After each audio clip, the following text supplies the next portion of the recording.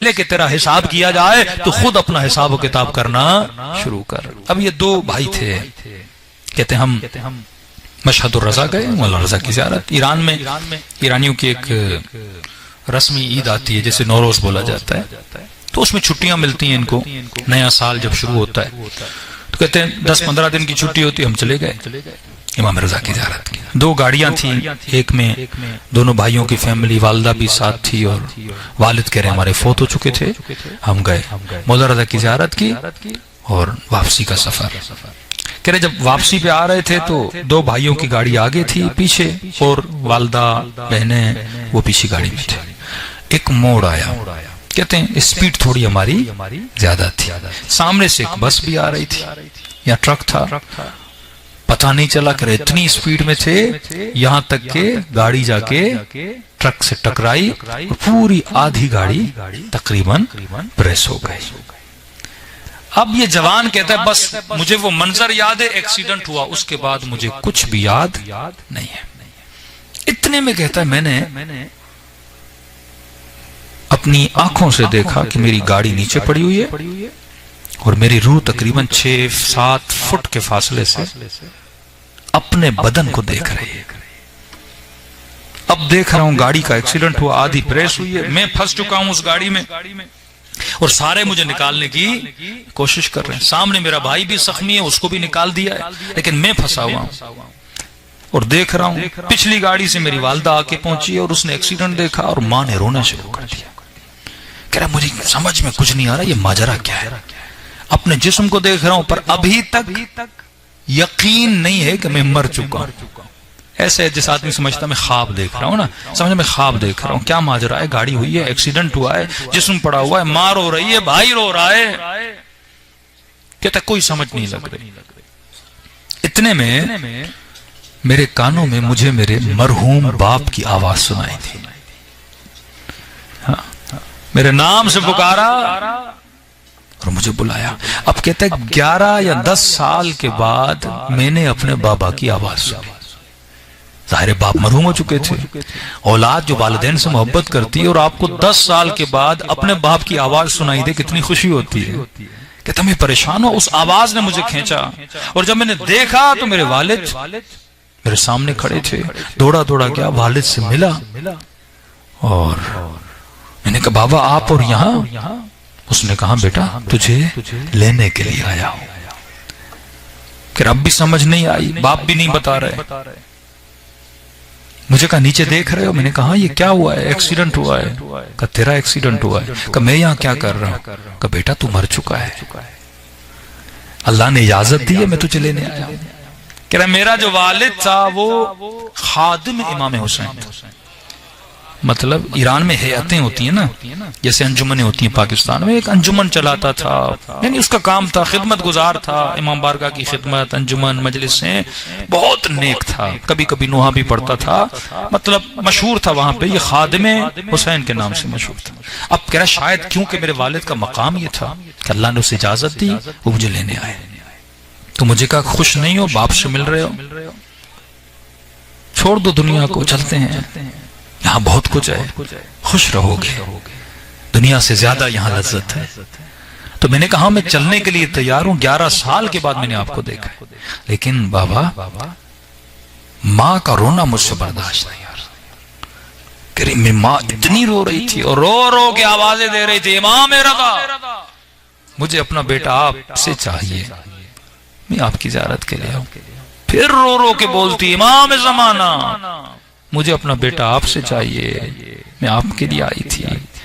دوسری طرف کہہ رہا میرا بھائی جو تھا وہ گھٹنوں پہ انگلیوں پہ کھڑے ہو کے امام حسین کو صدائیں دے رہا تھا، مولا حسین ہمیں ہمارا بھائی چاہیے، جوان بھائی، ابھی شادی ہوئی ہے، ہم کیسے اس کو گنوائیں۔ کہتا ان سب کی مجھے پرواہ نہیں تھی۔ میں نے والد کو کہا ماں کا رونا مجھ سے، کیونکہ ماں اتنا چیخ چیخ کے رو رہی تھی، مجھے ایسے لگ رہا تھا مجھے کچھ ہو گیا، یہ کہیں میری ماں مر نہ جائے۔ میں نے کہا والد صاحب مجھے ماں کا رونا نہیں۔ تو اس نے کہا صبر کرو، دیکھتے ہیں کیا ہوتا ہے، کیونکہ تیری ماں امام رضا کو پکار رہی ہے، دیکھتے ہیں شاید کوئی فرج ہو جائے۔ کہتا اتنے میں باتیں کر رہے تھے، اچانک آواز آئی کہ مولا آ گئے۔ کہتا کہتا ہے سبز نور. امام نے براؤن کلر کا لباس پہنا ہوا اور میں نے دیکھا آ رہے ہیں. میں نے کہا بابا کون ہے؟ کہا پہچانا نہیں، امام رضا ہیں. کہتا میں ادب کے ساتھ کھڑا ہو گیا. جیسے امام رضا آئے انہوں نے میرے والد کو سلام کیا. والد نے جواب دیا، قدم بوسی کی. بات میرے والد سے کر رہے تھے. مجھے بس ایک نگاہ دیکھا اور کہا کہ اے خادم مسئلہ کیا ہے؟ انہوں نے میری طرف اشارہ کیا، مولا بیٹا مر چکا ہے. کہا پھر لے جاؤ اپنے ساتھ.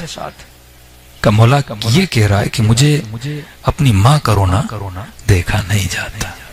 کہا نہیں، اس کا فیصلہ ہو چکا ہے. کہتا اتنے میں تھوڑی دیر انہوں نے بات کی، پھر آواز آئی کہ مولا آ گئے. اب جب دیکھا ایک نورانی وجود تھا جو قریب آ رہا تھا. دوڑے میرے والد ان کے استقبال کے لیے. اب مجھے پتا چلا یہ وجود کس کا ہے؟ یہ حجت خدا امام زمانہ کا وجود ہے. صلوات پڑھے مولا کی شان.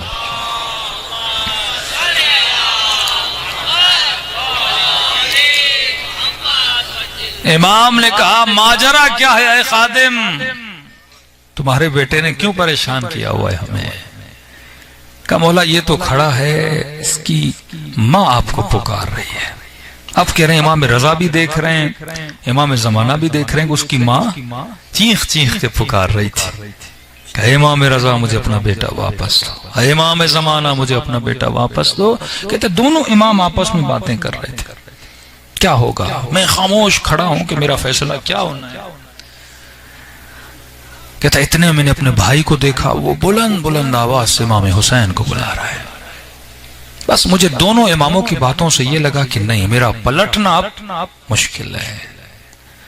کہتا ہے اتنے میں ایک غم کی فضا طاری ہو گئی. ایسا غم جسے میں بیان نہیں کر سکتا. اور اس غم کی فضا کے بعد ایک آقا قریب آنا شروع ہوئے. اور جو آقا آ رہے تھے وہ اکیلے نہیں تھے، کئی جوان ان کے ساتھ تھے. اور جیسے قریب کرے اتنا ان کے وجود میں ہیبت نہیں، غم تھا کہ جیسے وہ قریب آتے تھے گویا میرے وجود میں غم بھرتا جاتا تھا.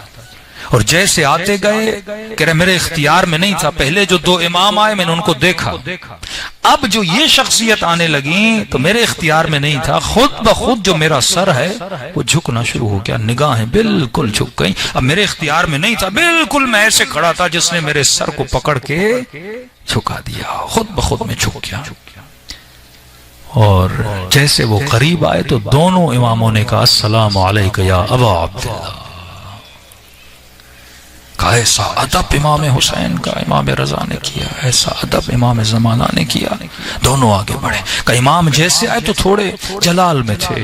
میرے والد کو کہا اے ہمارے خادم کیا ماجرا ہے؟ اس کی ماں ہمیں کیوں اتنا بلا رہی ہے؟ اس کا بھائی ہمیں کیوں اتنا بلا رہا ہے؟ کہ مولا مر چکا ہے.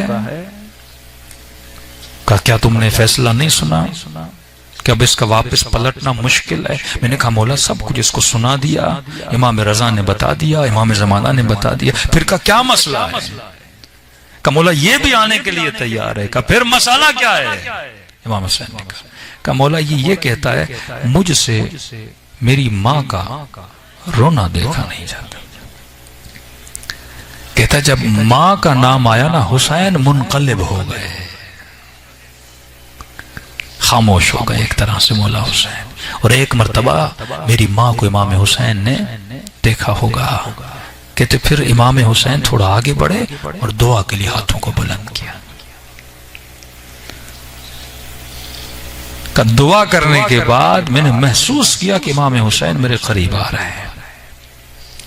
کتاب جرت نہیں، گردن جھکی ہوئی، میں امام حسین کو دیکھ نہیں پا رہا. ادب کی وجہ سے گردن جھکی ہوئی ہے. کہ امام حسین بالکل جب میرے قریب پہنچے نا، یہاں شاید مجھے اجازت ملی میں اپنے سر کو اٹھاؤں. کہتے جیسے میں نے سر اٹھایا میری نگاہ مولا حسین کے چہرے پہ پڑی. کہتا یہ نگاہ ایک لمحے کی تھی، بس نگاہ پڑی. امام حسین نے کہا واپس چلا جا، تیری ماں کی خاطر ہم نے تجھے بھیج دیا. کہتا ہے خدا کی قسم ہے اگر پہلے حسین کے چہرے پہ نگاہ پڑتی میں پاؤں پکڑتا مجھے واپس نہیں جانا، کیونکہ ایسا حسن ایسا سکون مولا حسین کے چہرے میں تھا، کون واپس آتا؟